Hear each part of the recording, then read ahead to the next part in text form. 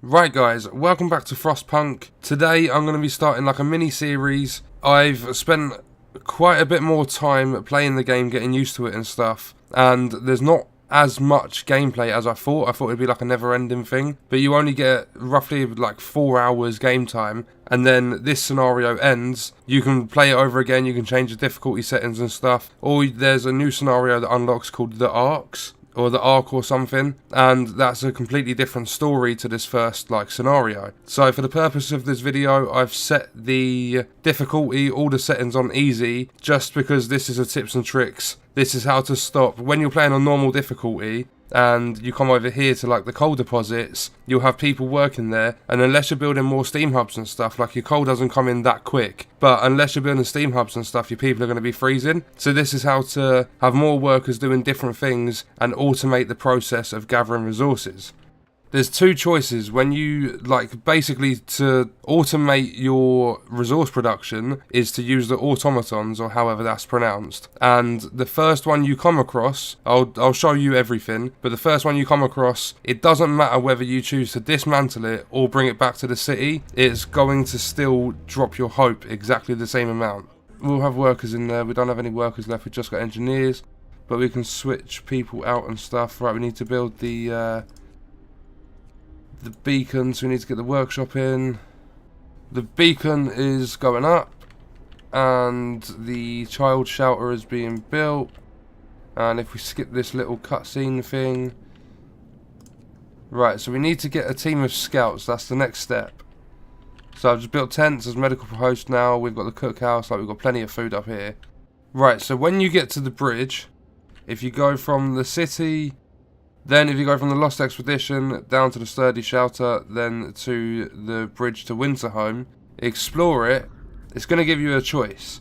You can dismantle it and get 87 steel. I don't know if that's the same on different difficulty settings, but you can get 87 steel, 2 steam cores. I think that is different. And if you decide to send it to the city, you get the automaton. So that's what we're going to do. We're going to send it to the city. Either way, it doesn't matter which option you choose, you're going to lose a bit of hope anyway. So they reprogrammed it, it's going to come to the city, and then we're going to head back with the stuff we have on us. Finding the bridge to Winterhome proved that we're on the right track, but raised questions, blah blah blah. People are growing anxious. So because the bridge was deserted, there wasn't an engineer with the automaton, there was no one around, that's why your hope falls, and it doesn't matter which choice you choose. Right, so this is where things start to get interesting. And this is also how to get coal coming in quite often, because when you build a coal mine, which is here, so if you click on these bits down the side, you can progress through the tiers, and it doesn't just do it for one tab, it does it for all of them. So by getting the level 1, you've got the level 1, like the tier 1 upgrades in the technology tree for all 4 of the tabs. You only have to do it once, which is pretty good. So we're going to do coal mining. And wait until that researches. It'll probably be a whole day because the work shift's almost over. With the coal mine, you get 2 places here. So we're going to build that one there. Then we're going to get a street. Going to do it all the way from there, all the way down to the city. So now people can travel up to there. But even with the heater on, here comes the automaton. Even with the heaters on, it stays chilly only when it's minus 30. So when you get further into the game, it drops down to like minus 120 degrees. So people are going to be freezing. So you're gonna basically have to build steam hubs in order to keep people warm. So what we're going to do, an automaton can take over the entire crew's job, and you get the option here when you're assigning people to that specific role. So we're going to put him on there, and they also do longer shifts. So instead of doing your standard 8 in the morning till, 6 in the evening, they do longer hours. The only time they'll come back to the generator is to refuel. Then they'll go back out and do more work. And if you look at the coal mine, there was 100,000 coal, which will last, it's way more than enough to get through the entire game. So we've got the factory now, and we have enough. So we're going to research that. And when our scouts get there, I'm gonna try and remember whereabouts I have to go. You basically get outposts in the open world, like in the world around, like outside the crater. Right, so when you get to the coal mine, you have the option, you can either take the stored coal and you can restart the mine later, or you can just break down the machines, dismantle them, take all the resources from them, and never mine there again.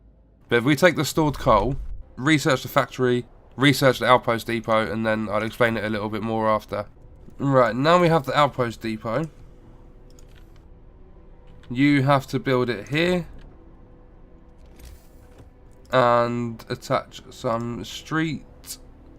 The Outpost Depot. So when you get enough wood, steel and workers, you can create a new outpost team. So now we have those. Click on the coal mine and send them there. It takes them 13 hours to arrive. They will deliver 800 coal every single day. And the final thing I want to show you is building an automaton, the stuff you need and how exactly it works. I just need a steam core and then that is it. Right, so I've just got my scouts back to the city from Winterhome and they've come with 2 steam cores. If I quickly put people in there. Right, so in the factory, you've just got to press this little plus. It takes 100 steel, 100 wood, 50 coal and 1 steam core, which is quite a lot, especially if you're playing on a harder difficulty. So you can see here the bar going round, that's the automaton being built. And there we go. So he's come out there. And what we can do now, we have the Steelworks, which is where our first one is working. We've got the coal mine, I've got people working in there, and we've got the wall drill, which is better than sawmills and stuff. It's got 100,000 wood, like each of these. So you've got the coal mine, the Steelworks, and the wall drill all start with 100,000 resources in them. So the wall drill, there's 10 workers in there. We'll put the new machine that we've made in there, and all 10 of the workers get to go home, and they can start working on other things. So it's quite expensive to build an automaton, but they are definitely worth it because you can keep more people at home and stop so many people getting ill, especially working this far out, because even though it's livable conditions now, but that's because it's minus 40. This far into the game on normal difficulty, it'd probably be like minus 60, minus 70. So it's not as forgiving on higher difficulties, but as I said at the beginning, I've only put it on easy purely just for the video. So that is how you automate the production of resources on Frostpunk. That is going to be the end of this video. I hope it helped you. Thank you for watching.